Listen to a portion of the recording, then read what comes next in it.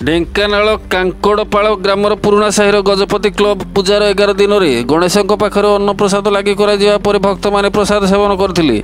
आज गणेशों पाखरे 50 दीप दान कर प्रसाद आकार में मिठा और 9 डालमा खटा राधाकृष्ण मंडप ठारे अनुष्ठित होता। सभापति चिकू पंडा, संपादक चिकू साहू, कोषाध्यक्ष तापस दास, कृष्णा दास और प्रतिष्ठान समस्त कर्मकर्ता उपस्थित प्रसाद सेवन कार्यक्रम अनुष्ठित होता। ढेंकानाल शुभम पाणी को रिपोर्ट, जागृत भारत न्यूज। गजपति क्लब कांकोड़पाड़ पुराणा साहिर गणेश पूजा कमिटर समस्त सदस्य माने गणेश पूजा ठारू आज पर्यंत 26 तारीख पर्यंत भसाणी पर्यंत सबुदिन होम कार्य एवं शंकुड़ी भोग कार्यक्रम परिचालना करा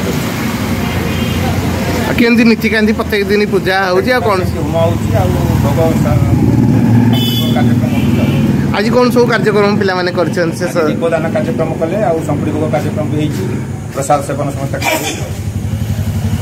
नाटा कहबे ठीक है प्रियत पंडा एक क्लब सभापति।